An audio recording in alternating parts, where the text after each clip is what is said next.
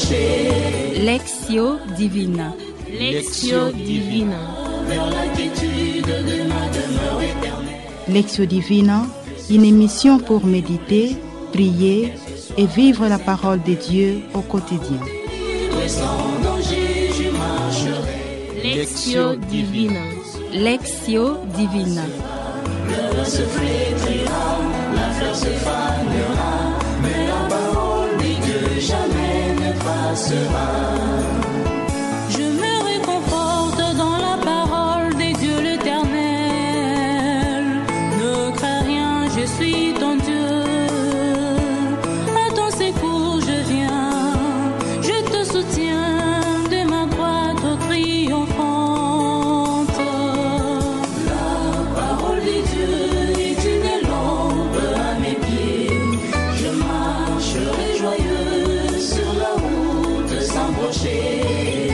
La lumière de Christ me guidera vers la quiétude de ma demeure éternelle. Que ce soit la nuit ou les jours, quelles que soient les intempéries, ma route est libre et sans danger je marcherai. Tout sur la terre passera, l'heure se flétrira. Chères auditrices, chers auditeurs, c'est le moment de Lectio Divina, le moment d'écouter le Seigneur par sa parole, le moment de méditer cette parole, mais le moment de prier avec cette parole. En ces jours de 21e dimanche de temps ordinaire, l'Église Notre Mère nous propose la méditation tirée de l'Évangile de Jésus-Christ selon Saint Jean, au chapitre 6, du 60e à 69e verset. Ainsi, apprêtons nos Bibles, apprêtons le temps et notre attention pour cette méditation.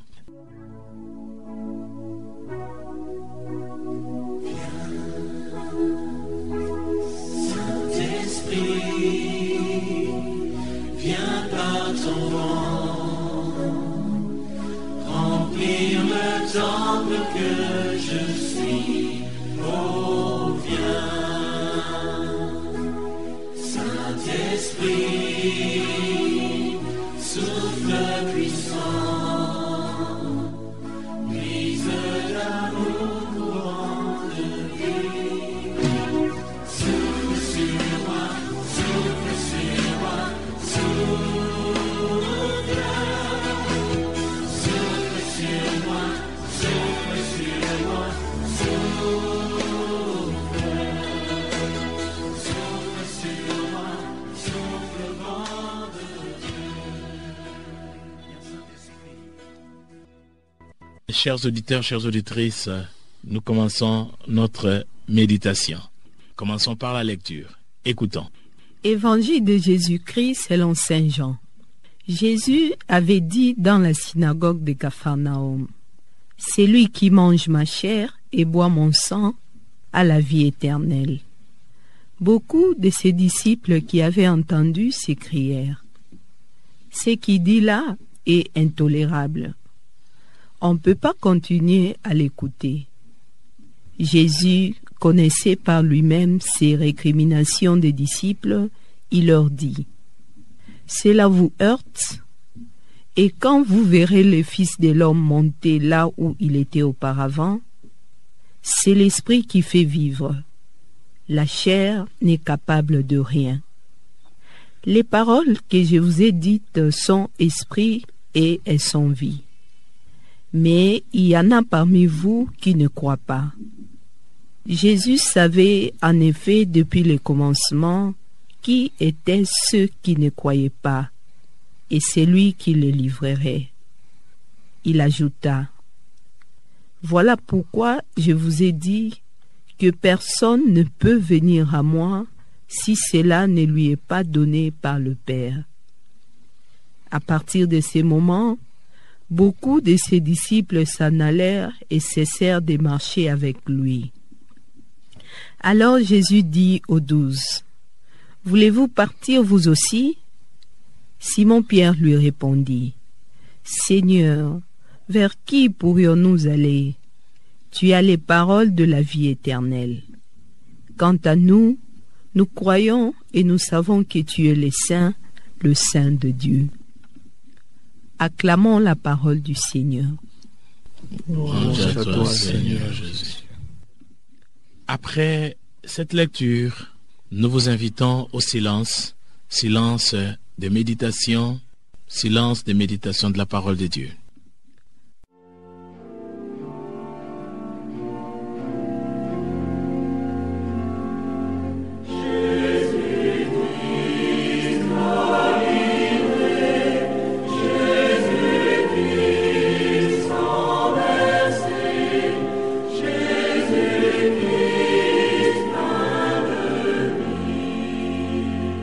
La nuit qu'il fut livré, Jésus rompit le pain en disant: Prenez et mangez, ceci est mon corps livré pour vous. Jésus-Christ trahi, Jésus-Christ renversé, Jésus-Christ.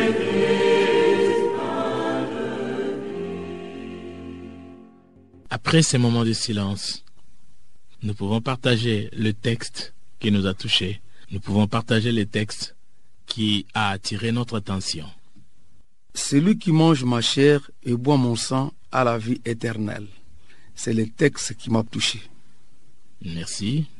Le texte qui m'a touché, c'est le verset de celui qui mange ma chair et boit mon sang a la vie éternelle.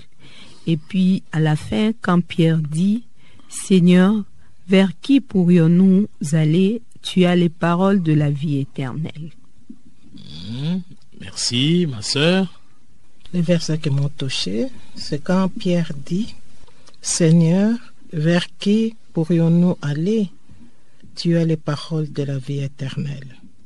Tu as les paroles de la vie éternelle. Après ces moments de partage, nous passons à la deuxième étape pour la relecture. Suivons avec attention. Jésus avait dit dans la synagogue de Capharnaüm: Celui qui mange ma chair et boit mon sang a la vie éternelle. Beaucoup de ses disciples qui avaient entendu s'écrièrent: Ce qu'il dit là est intolérable. On ne peut pas continuer à l'écouter. Jésus connaissait par lui-même ces récriminations des disciples. Il leur dit: Cela vous heurte, et quand vous verrez le Fils de l'homme monter là où il était auparavant, c'est l'esprit qui fait vivre, la chair n'est capable de rien. Les paroles que je vous ai dites sont esprit et elles sont vie. Mais il y en a parmi vous qui ne croient pas. Jésus savait en effet depuis le commencement qui étaient ceux qui ne croyaient pas, et c'est lui qui les livrerait. Il ajouta: Voilà pourquoi je vous ai dit que personne ne peut venir à moi si cela ne lui est pas donné par le Père. À partir de ce moment, beaucoup de ses disciples s'en allèrent et cessèrent de marcher avec lui. Alors Jésus dit aux 12: Voulez-vous partir vous aussi? Simon-Pierre lui répondit: Seigneur, vers qui pourrions-nous aller? Tu as les paroles de la vie éternelle. Quant à nous, nous croyons et nous savons que tu es le Saint de Dieu. À présent, gardons un moment de silence pour la méditation.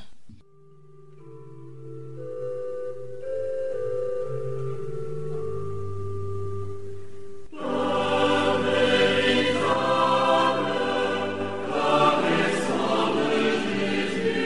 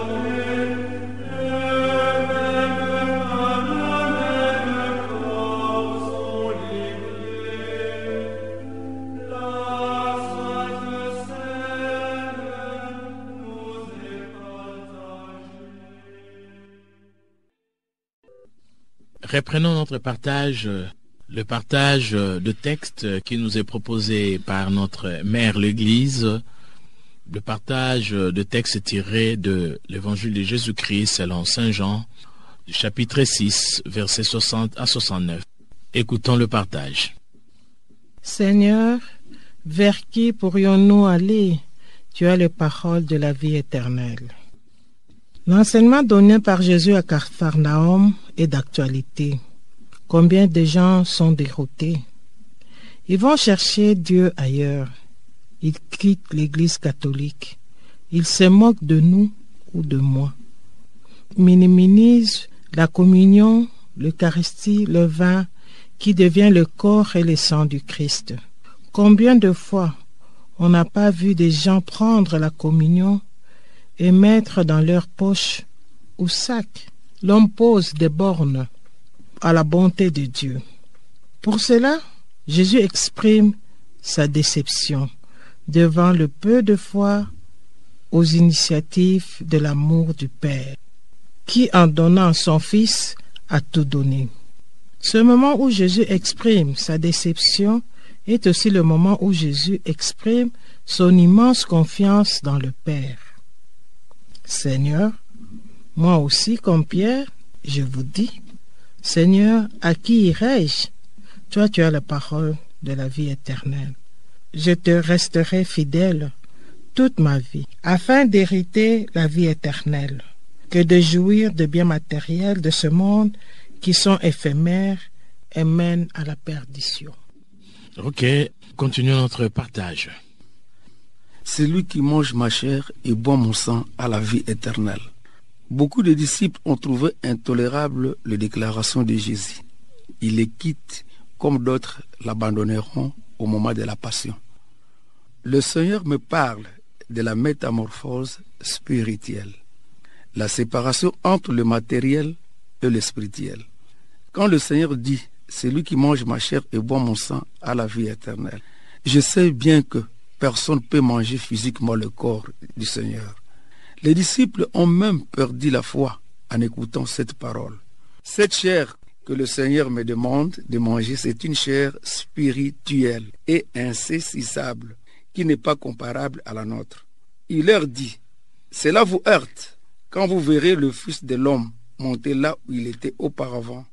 Cela veut dire, Jésus n'est pas de ce monde. La chair n'est capable de rien, car l'esprit qui fait vivre. Je constate aussi que la chair n'est qu'une enveloppe qui me met en contact avec l'esprit. Alors Jésus dit aux 12, voulez-vous partir vous aussi? Cette attitude du Christ me donne beaucoup de matière à réflexion. Je sens la tristesse et le désarroi qui m'a envahi. Je suis resté désemparé. La chair que le Seigneur me demande à manger n'est pas comme la nourriture de nos ancêtres nous ont donnée, mais plutôt une nourriture spirituelle qui n'a pas de fin. En célébrant l'Eucharistie, je dois prendre lucidement conscience des pensées de mon cœur et je m'interroge loyalement mon attachement personnel à Jésus. Quant à moi, je crois que tu es le Saint et le Saint de Dieu. Les versets qui m'a interpellé, celui-ci, celui qui mange ma chair et mon sang a la vie éternelle. Et puis, comme je disais, la dernière parole de Pierre dans cet extrait de l'Évangile où Pierre dit « Seigneur, à qui pourrions-nous aller? Tu as les paroles de la vie éternelle. » Celui qui mange ma chair et boit mon sang. Ces versets, pour moi, est une invitation à une prise de conscience par rapport à la chair et le sang du Christ. C'est-à-dire, je vois à travers ces versets une interpellation, comme je disais, à l'Eucharistie, le corps et le sang du Christ. Jésus se présente à moi à travers ces versets comme étant la vie. Jésus qui se donne à moi à travers son corps, à travers son sang, l'Eucharistie à laquelle je prends part chaque jour comme chrétienne d'abord et comme paulinienne, fille de Saint Paul. Et dans la deuxième partie, c'est-à-dire le dernier verset, Pierre qui dit Seigneur, à qui pourrions-nous aller? Tu as les paroles de la vie éternelle. Là encore, c'est pour moi une interpellation à la parole, l'importance de la parole de Dieu dans ma vie en tant que chrétienne, ma vie en tant que paulinienne, fille de Saint Paul. Et ici, j'aimerais souligner cet aspect de la parole et de l'Eucharistie qui constitue pour nous, pauliniens, je dis nous parce que pauliniens, mais aussi particulièrement filles de Saint Paul, les piliers de notre mission. Notre mission est basée sur la parole et l'Eucharistie. Et moi, chaque matin, je suis interpellée, je suis invitée en tant que chrétien, en tant que paulinienne, fille de Saint Paul par surcroît, à vivre de cette parole, c'est-à-dire la méditer, la laisser pénétrer en moi pour pouvoir, à la lumière du Christ, vivre cette conversion continuelle, mais aussi me nourrir de cette Eucharistie, le corps et le sang du Christ, que le Seigneur me donne chaque matin pour pouvoir, moi aussi, à mon tour, devenir une source jaillissante pour les autres. Voilà pourquoi je disais que ces deux versets m'ont vraiment interpellé dans le sens de la parole de Dieu et de l'Eucharistie. Jésus qui se présente à moi à travers ces deux versets comme étant la vie qui se donne et comme la parole vers qui je pourrais aller pour me ressourcer, mais aussi pour devenir à mon tour source pour les autres.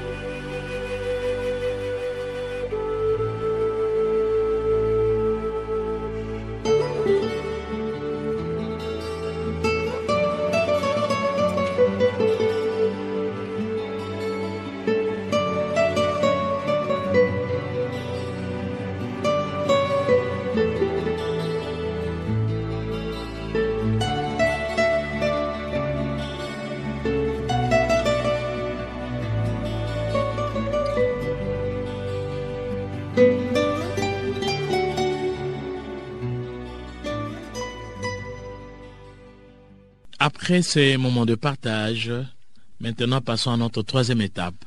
La troisième étape qui reprend la lecture, ça sera suivi d'une méditation et enfin d'un partage sous forme de la prière. À présent, écoutons une fois de plus. Jésus avait dit dans la synagogue de Capharnaüm, « Celui qui mange ma chair et boit mon sang a la vie éternelle. » Beaucoup de ses disciples qui avaient entendu s'écrièrent, « Ce qu'il dit là est intolérable. On ne peut pas continuer à l'écouter. » Jésus connaissait par lui-même ces récriminations des disciples. Il leur dit, « Cela vous heurte, et quand vous verrez le Fils de l'homme monter là où il était auparavant, c'est l'esprit qui fait vivre. La chair n'est pas capable de rien. Les paroles que je vous ai dites sont esprit et elles sont vie. Mais il y en a parmi vous qui ne croient pas. » Jésus savait en effet, depuis le commencement, qui étaient ceux qui ne croyaient pas, et c'est lui qui les livrerait. Il ajouta, « Voilà pourquoi je vous ai dit que personne ne peut venir à moi si cela ne lui est pas donné par le Père. » À partir de ce moment, beaucoup de ses disciples s'en allèrent et cessèrent de marcher avec lui. Alors Jésus dit aux 12, « Voulez-vous partir, vous aussi ?» Simon-Pierre lui répondit, « Seigneur, vers qui pourrions-nous aller? Tu as les paroles de la vie éternelle. Quant à nous, nous croyons et nous savons que tu es le Saint de Dieu. » Après cette lecture, gardons un moment de silence. Un moment de silence pour la méditation.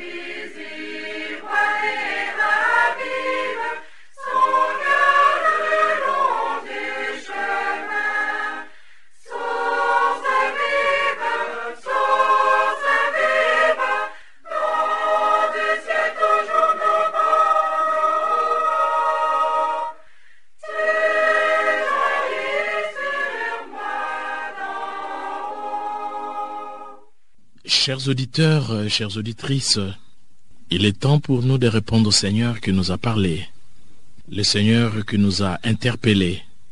Nous allons le répondre au travers de nos prières. Seigneur, vers qui irons-nous? Tu as les paroles de la vie éternelle.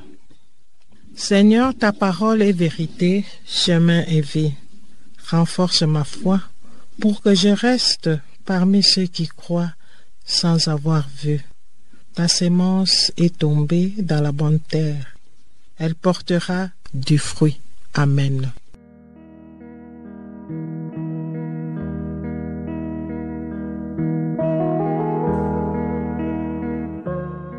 Celui qui mange ma chair et boit mon sang a la vie éternelle. Seigneur, vers qui pourrions-nous aller? Tu as les paroles de la vie éternelle. Jésus Maître, je te remercie pour les dons de la parole. Tu te présentes à moi aujourd'hui comme parole de vie et comme vie. Je te demande pardon pour mon infidélité, pour la négligence et pour toutes les fois où, à la place de compter sur toi, j'ai compté sur mes assurances. Accorde-moi, Seigneur, de retrouver ma force en toi qui est la parole de Dieu. Dans cette fidélité à la parole et à l'Eucharistie qui constitue pour moi source de vie. Ainsi, par la grâce de ta parole et de ton Eucharistie, je pourrai vivre en moi une conversion continuelle pour être devant tes disciples, devant la foule, devant tes apôtres, témoins de l'Évangile. Accorde-moi cette grâce par l'intercession de la Vierge Marie, Reine des apôtres, et de Saint Paul apôtre, notre protecteur. Merci Seigneur Jésus.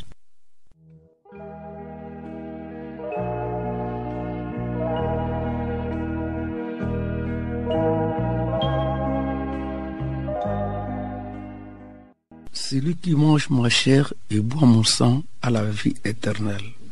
Je le ressusciterai au dernier jour. Personne ne peut venir à moi, dit le Seigneur, si cela ne lui est donné par mon Père. Ta parole, Seigneur, sont pour nous l'esprit et la vie. Amen.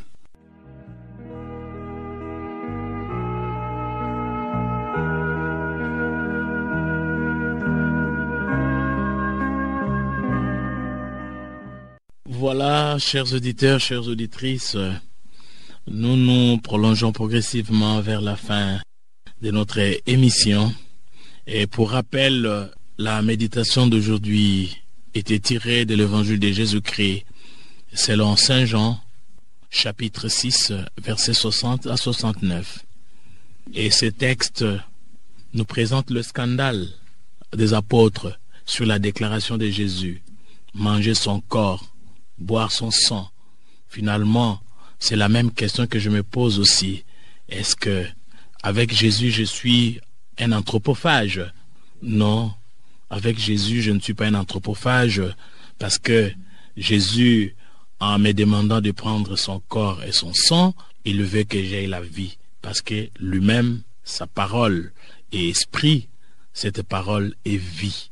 Cela me rappelle l'œuvre de la création avec poussière.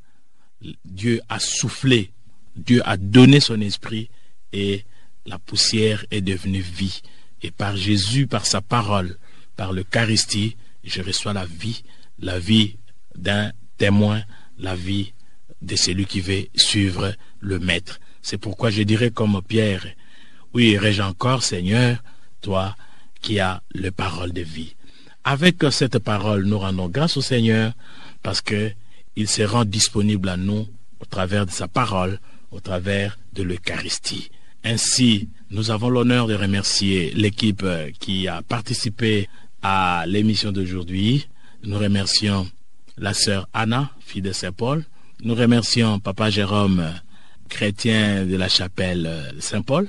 Et nous remercions également Maman Marie-Paul, chrétienne de la paroisse Saint-Michel. Nous n'oublions pas notre réalisatrice, la sœur Rita, fille de Saint-Paul. Et nous avons notre technicien toujours fidèle au poste, Olivier Nguessi. Et enfin, nous disons merci au Seigneur avec la clôture de Papa Paulin Zaboudi Tancel, animateur biblique Notre-Dame d'Afrique. Ensemble, glorifions le Seigneur.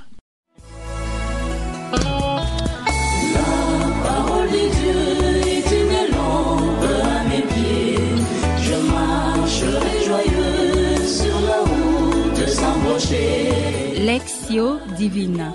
Lectio Divina. Lectio Divina, une émission pour méditer, prier et vivre la parole de Dieu au quotidien. Lectio Divina. Lectio Divina. Le se flétrira, la fleur se fanera, mais la parole de Dieu jamais ne passera. Je me réconforte dans la parole des dieux l'Éternel. Ne crains rien, je suis ton Dieu. À ton secours je viens, je te soutiens de ma droite triomphante. La parole de Dieu est une lampe à mes pieds. Je marcherai joyeux sur la route sans brocher. La lumière de Christ me guidera vers la quiétude de ma demeure éternelle. Que ce soit la nuit ou le jour, quelles que soient les intempéries.